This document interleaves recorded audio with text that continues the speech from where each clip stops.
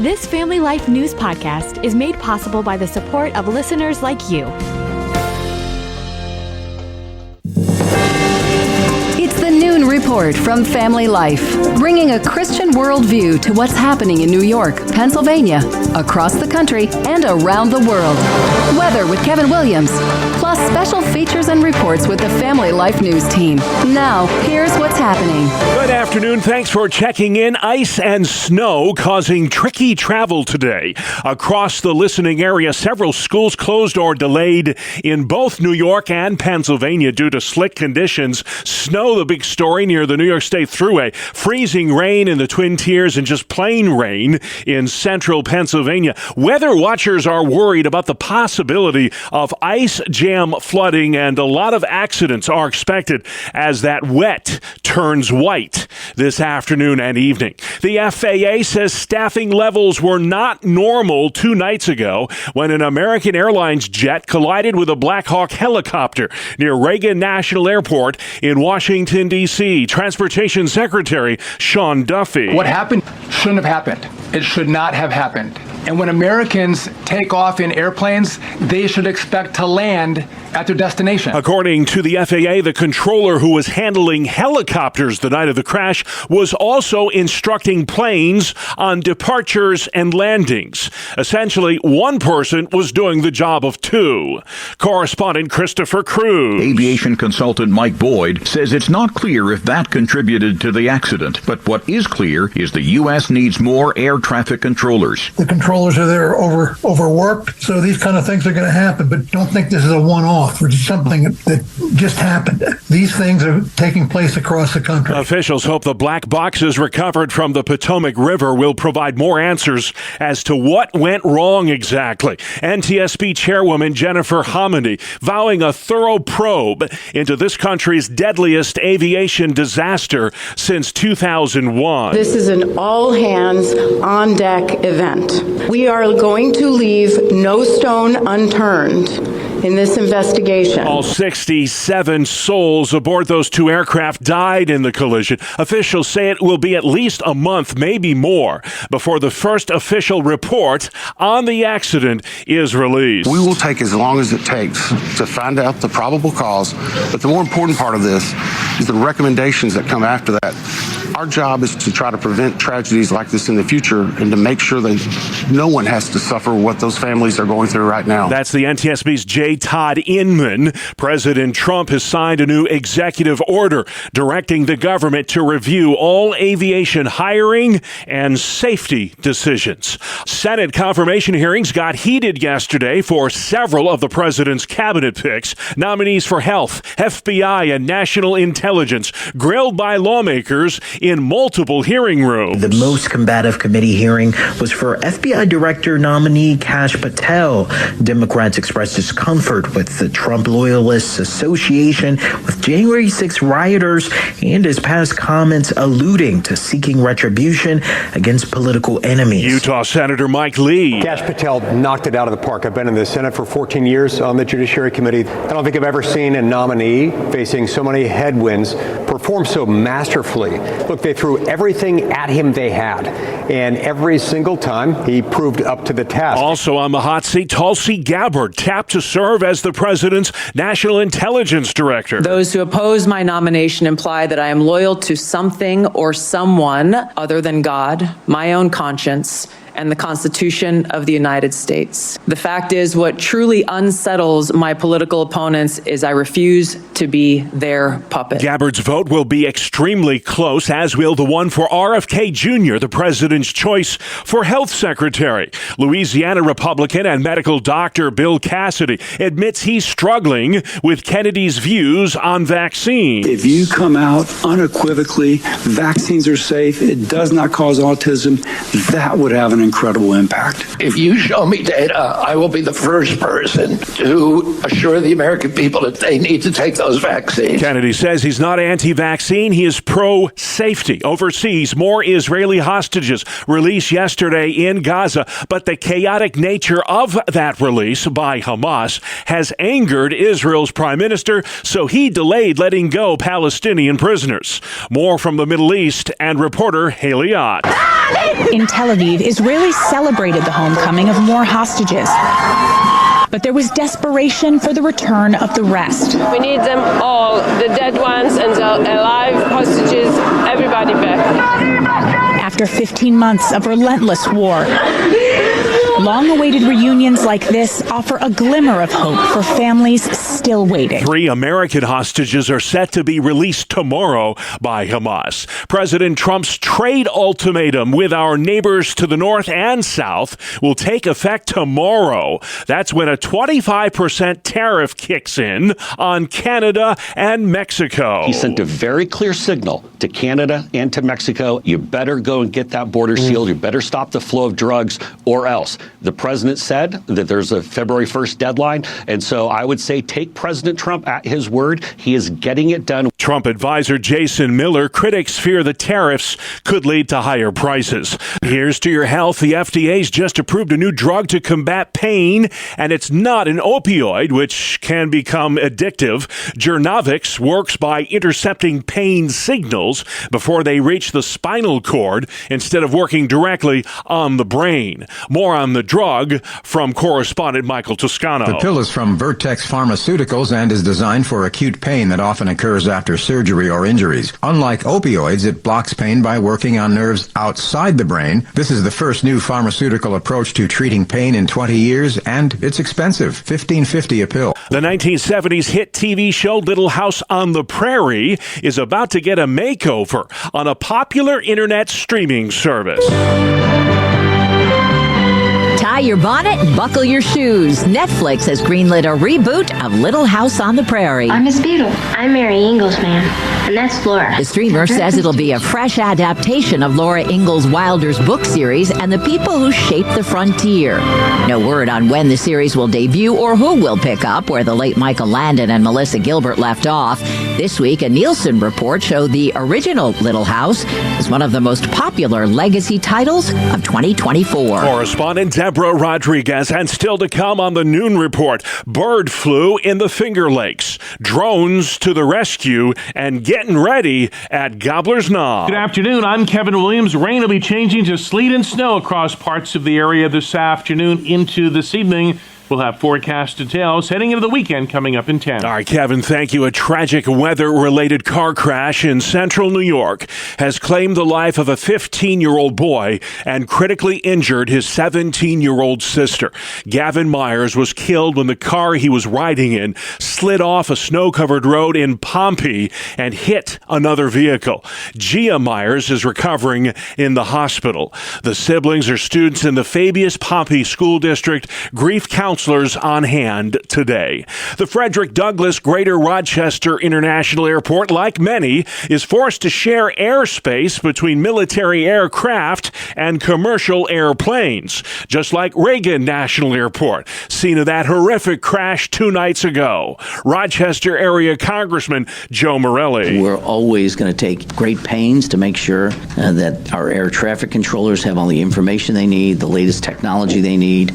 We're always going to try to coordinate to the best we can between military aircraft and civilian aircraft. It's something we strive to do. As a member of Congress, Morelli is a frequent flyer to Reagan National Airport. Well, I do fly in and out literally every week. So I'm heartbroken for the passengers on both the American Airlines flight as well as the individuals on the Sikorsky Black Hawk helicopter. Wednesday night's crash is the worst aviation disaster in this country since 2001 and the first since the Colgan Air Flight 3407 crash in western New York 16 years ago. Bird flu's been detected in Romulus, New York. The infected fowl testing positive near Seneca Lake. Once the virus is confirmed, there's no way to contain the spread. The CDC says risk to humans, though, is low. A bird flu epidemic is now leading to a nationwide egg shortage. The New York DEC says if you come across a group of dead birds, please report it to the state. Some big energy projects could be landing soon in Pennsylvania. Governor Shapiro announced Thursday that he wants to fast-track big energy projects in Pennsylvania and offer hundreds hundreds of millions of dollars in tax breaks for projects that provide electricity to the grid and make hydrogen. We can no longer afford inaction. It doesn't actually get people more affordable energy. It doesn't put people to work, and doing nothing is no longer an option here in Pennsylvania. Shapiro's announcement comes amidst an energy crunch that experts say threatens to raise electricity bills across the nation's second biggest natural gas producing state. Projects Shapiro is targeting include data centers, electric vehicle factories, and large projects producing electricity, hydrogen, and sustainable aviation fuel. Under Shapiro's plan, a project could qualify for up to $100 million per year for 3 years. Brian Query, Family Life News. The city of Syracuse looking for community input on a controversial drone program. Leaders want feedback on the mayor's executive order to use drones in emergency situations. Mayor Ben Walsh says drones will allow police to reach and evaluate crime scenes more quickly. Drones would also be employed in shots fired calls, search and rescues, and burglaries. A violent illegal immigrant has been rearrested in Ithaca, New York, after being released by local police. Family Life's Jeremy Miller. U.S. attorneys say 27-year-old Jesus Romero Hernandez is charged with illegally re-entering the country after a prior removal. The Tompkins County Sheriff's Office had the Mexican citizen in custody after he pled guilty to assault, but refused to honor a federal arrest warrant and let him go before ICE could remove him.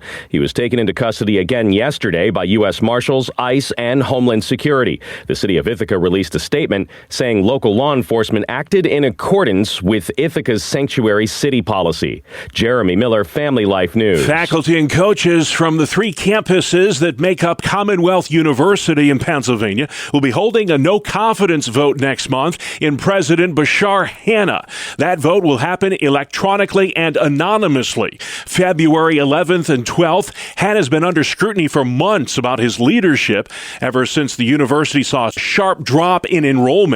Commonwealth University was formed back in 2022, merging 3 schools into one: Lock Haven, Mansfield, and Bloomsburg. It's a working weekend for America's most famous furry forecaster. Tens of thousands will flock to Gobbler's Knob in Pennsylvania early Sunday to find out what Punxsutawney Phil has to say. The announcement this weekend will be the 139th time a furry forecaster has told us whether we have 6 more weeks of winter yet to go. Phil has predicted an early spring only 21 times over all that time. That's about 1 out of every 6 years. Greg Gillespie, Family Life News. All right, I know a lot of folks will be watching. Thank you, Greg. So this is how it works. If Phil sees a shadow, there will be 6 more weeks of winter. If he does not, an early spring is on the horizon. Sports news next. It's the 2-minute drill on Family Life. Good afternoon, I'm Ryan D. Snavely. Bob, make it 6 in a row for the New York Islanders. They skated into Philadelphia and shut down the Flyers last night 3-0.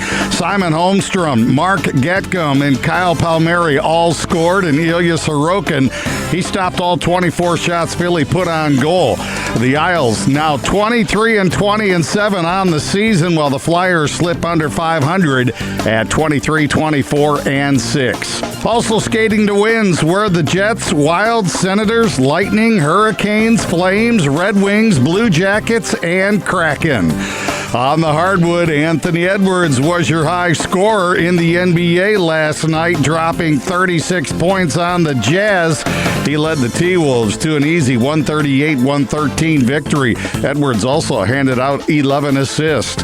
The Lakers, Cavs, Grizzlies, and Trailblazers also picked up wins. The fastest sport in the country makes a return this weekend. The green flag waves as the National Association for Stock Car Auto Racing, or NASCAR as we call it, is back in action at the Cookout Clash in Winston-Salem, North Carolina. Joey Logano looks to defend his championship crown after winning the final from Phoenix Raceway last year. And finally this, look out, Caitlin Clark. Here comes Michaela Blakes, and the girl knows how to score. The freshman set an SEC women's basketball record, scoring 53 points for Vanderbilt as they beat Florida 99-86. Blake's is the only freshman in Division I with multiple 30-point games this season. What's that saying about records? They were made to be broken. That is a look at sports. All right, Randy, thank you. Coming up, Kevin Williams makes sense of the messy weather today. The Capital Connection crew on the way. And at the end of the broadcast, mystery art in Minneapolis. Welcome to Breakpoint, a daily look at an ever-changing culture through the lens of unchanging truth. For the Colson Center, I'm John Stonestreet. Last fall, to pressure the passage of what was called the Terminally Ill Adults Bill in the House of Commons, advocates of legal suicide in the UK took a somewhat innovative approach. They plastered the London Underground with posters that really resembled ads for things like antidepressants or headache medicine. The most prominent featured a wealthy, healthy woman dancing in her kitchen in her PJs with a big smile on her face. The caption read, quote, "My dying wish is my family won't see me suffer and I won't have to," end quote. In the UK, the advertising of porridge, for health reasons ironically, and politics is banned on the tube, but upselling death, that's allowed. Though Good Samaritans covered the posters with information for suicide prevention hotlines, the defenders stood by the marketing. One spokesman said this, quote, "The campaign uses positive imagery of these people living life on their own terms, alongside messages about why they are campaigning for greater choice," end quote. The campaign marked a new chapter in death culture. Long gone are the days of Jack Kevorkian peddling cold and clinical death machines. Even the "it's the compassionate thing to do" and "who wants to suffer anyway" guilt campaigns have been traded in. This UK campaign was about autonomy. It was about the promise of a final way to express one's expressive individualism. In this vision, death is the designer capstone of a fully autonomous life. And this is the necessary end of the sharp inward turn we've taken to the unencumbered self that demands life and now even death to be on our own terms. Francis Schaeffer recognized long ago what he called the pursuit of personal peace and affluence, and how it was ultimately a rejection of God as the maker of morality and meaning. Carl Trueman more recently recognized that so-called expressive individualism is also a rejection of God as the creator, and thus a rejection of who we are in his image.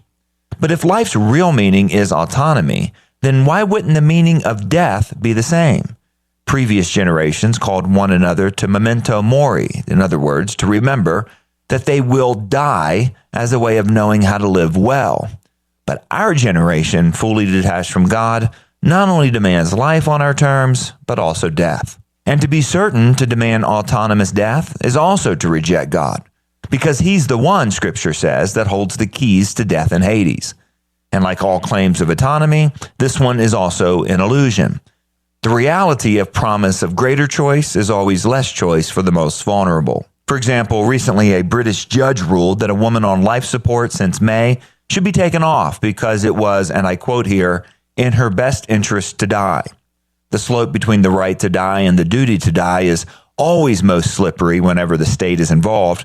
This is most obvious in Canada, where the euphemistic medical aid in dying or MAID has led to the early deaths of autistic people and drug addicts, among others. In fact, everywhere death has been legalized in this way, the so-called right to die soon becomes the pressure to die and eventually the duty to die.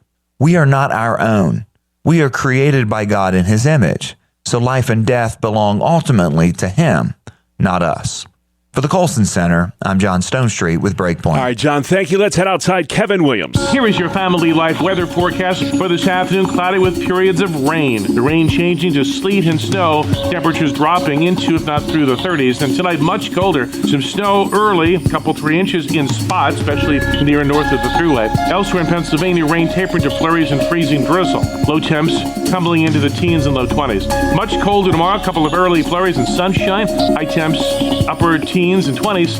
Bit of snow late Sunday, high temps in the 30s. All right, thank you, Kevin. It is Friday, folks, the last day of January 2025. And this is the Noon Report on Family Life.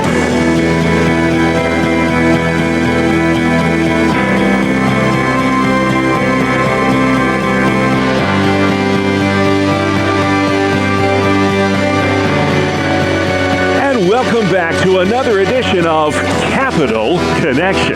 Fridays during the Noon Report, we give you direct connection to what's happening in Albany and Harrisburg with the experts on the issues at the state capitals. They are, as always, Michael Geer with the Pennsylvania Family Institute and Jason McGuire with New York Families.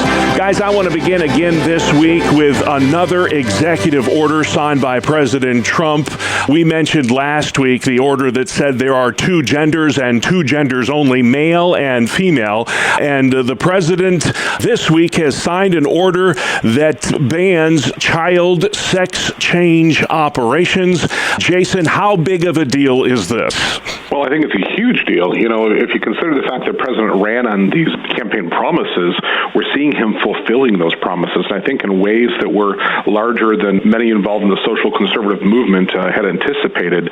You know, we're seeing more and more done by executive action, which is good because these atrocities against our kids have to stop now. But I do hope that these will move to legislation so it cannot be undone 4 years from now. But I will tell you, I'm very thankful for the message that it sends to places like the University of Rochester, that here in the Rochester region is leading our state in, sadly, those mutilation surgeries. Yeah, and a lot of it's happening in Pennsylvania as well, Michael, but there's victory there. In Lancaster County, the Elizabethtown School District this week voted 8-1 to kind of beat back some of the trans indoctrination there when it comes to pronoun use and biological boys in women's sports. Your reaction to that? Well, we're excited for that 8-1 vote there in the Elizabethtown area school district. What's important about this is that we have this executive order from President Trump related to only two genders. That relates to federal law, and the local school boards still need to take action like the Elizabethtown area school district did to protect girls' sports in their local community. Gotcha. Last week, Jason, the New York State Senate voted to protect, promote, and fund abortion through 5 new bills. And could you please explain, because I'm having difficulty understanding this, how in a state like New York, which never seen abortion it doesn't love, how could it be necessary to do any more kind of abortion expansion? Well, you know, evil's appetite is insatiable. And when it comes to abortion, that's certainly true. There is always new ways that people that are chasing after this evil industry of the abortion profit industry are finding ways to expand it more and more. Right now, one of the bills that the Senate passed would actually allow for a new training program in New York for abortionists. And they specifically indicated this would not just be for New York abortionists, but we would bring people from across the country to be trained in how to bring abortion back to their places in the country. There are just always new ways to do this. And I think at the end of the day, it becomes a political issue when the federal level is pushing back, and we're seeing some very positive pro-life actions from the Trump administration. Here in New York, they're looking for ways to demonstrate they are still very pro-abortion. Yeah, I know, Michael, you are invigorated on the pro-life front, having just returned from the National March for Life in Washington, where we saw just tens of thousands of people take a stand for life. But the fight goes on in Pennsylvania as well. You are writing about this online. The number of women in your state who've been harmed by chemical abortions has doubled in just 3 years. Can you explain more about what's going on here?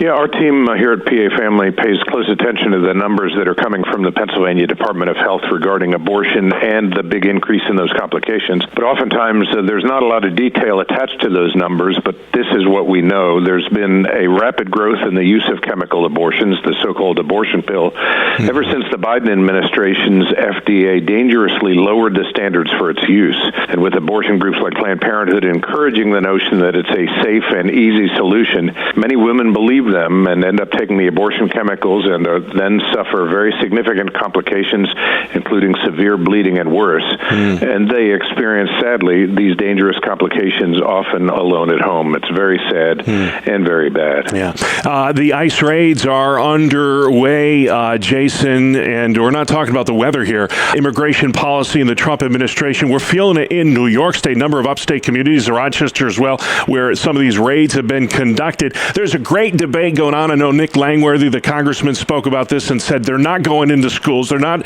taking kids out of schools. But we've seen even in the faith community, the Quakers in Maryland and some Catholic organizations have filed suit now against these raids. Do you think churches should be off limits when it comes to enforcement of immigration law? Well, I don't think that churches should be outside the legal parameters of what keeps our country safe. And unfortunately, what's happening is some very liberal-leaning churches are now setting themselves up as sanctuaries to keep illegal immigrants here.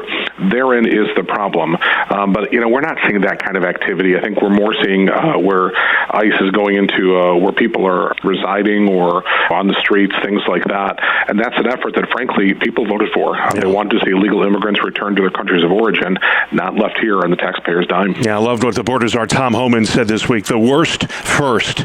Dangerous drug and gang members, get them out of here. I don't think anybody would be opposed to that, but sadly, there's already that fight going on. Michael, many Christians are conflicted about immigration policy and even asking questions like this: would Jesus support the deportation of migrants like we're seeing in the Trump administration? How do you reconcile this issue with faith? Well, I know that there are a variety of opinions on this, but as I look at it, there are a couple of biblical passages or themes that I would point to. The first one involving the rule of law and God's purpose in the creation of civil government, and the Romans 13 guidance on how we as believers are to respond to the lawful mandates of government. Secondly, as the Apostle Paul spoke at the Areopagus, as recounted in Acts chapter 17, it is God who formed the nations and set their boundaries in place.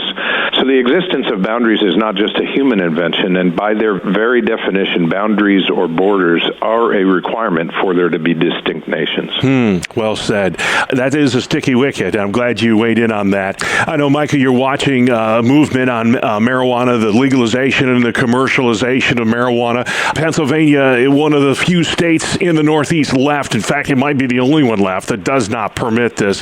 When you think about this issue, what concerns you the most? What keeps you up at night when you think about Pennsylvania possibly going down this road like New York State already has? Well, I'll first say that there's a long litany of concerns and dangers looming with this possible legalization: impaired driving, workplace dangers, growth in organized crime and cartel activities. It's a gateway to more dangerous drug abuse and addiction.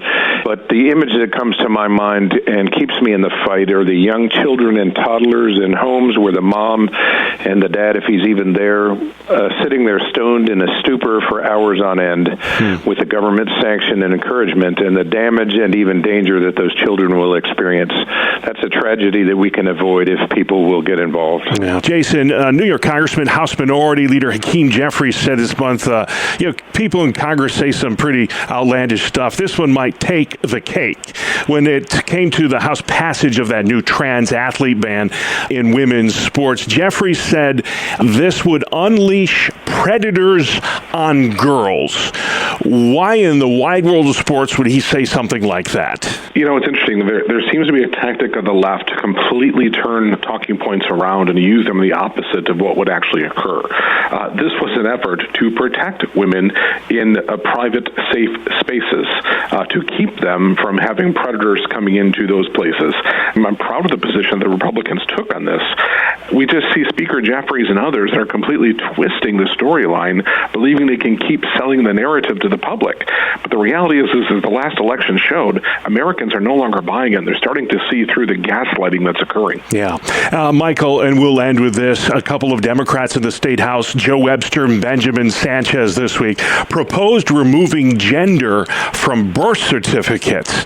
I'd be very curious as to what fueled this legislation, and why do you think that's probably not a wise idea? Well, it's just more of the radical gender ideology at work. It's a denial of objective reality and common sense, and something that the polls show Pennsylvanians soundly reject. It's fueled by the false notion that a person can change their sex, and the bill sponsors say that by taking the sex or gender off the birth certificate will help them avoid discrimination in the future if they pursue a so-called sex change or adopt a different identity. But these word games and bureaucratic shenanigans are nothing more than just an ideology that runs counter to reality. All right, well, that have to be the last word this week. It is a wacky world out there. Thank you both for making sense of it every Friday on Capital Connection. Hey, if you'd like to learn more about New York Families, why it exists, what it stands for, Jason, where can folks find you online?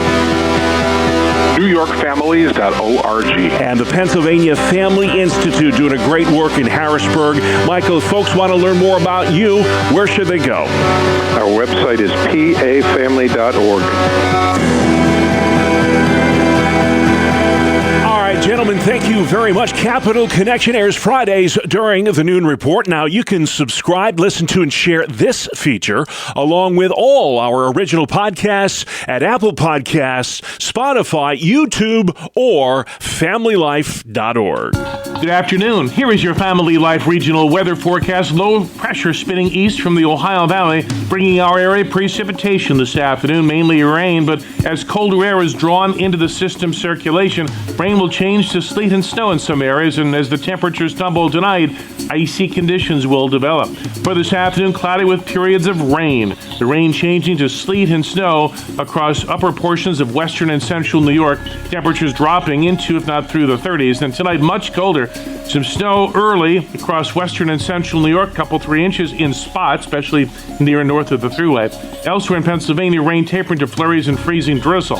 Low temps tumbling into the teens and low 20s. Much colder tomorrow, a couple of early flurries and sunshine. High temps upper teens and 20s. Bit of snow late Sunday, high temps in the 30s. All right, Kev, you're out and about. Be careful, folks. Finally today, a painting bought at a Minnesota yard sale for just $50 several years ago. That painting may be the work of none other than Vincent van Gogh. This art expert is baffled by the news. How that piece ended up in a garage sale in Minneapolis is really the $15 million mystery. Which is quite interesting because that piece could be worth $15 million. 20 art experts are examining the painting, comparing it to other works by Van Gogh. They believe it was created in the late 1880s when the famous Dutch artist was staying at a French mental institution.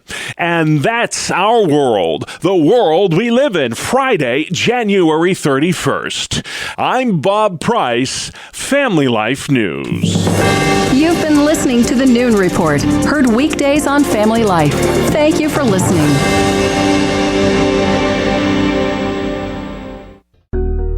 Thank you for listening to this Family Life News podcast. If you've been encouraged by what you've heard, please share it with others and click the subscribe button to automatically receive future episodes. Family Life is a listener-supported ministry. Podcasts like this are made possible by your financial partnership. Find out more at familylife.org.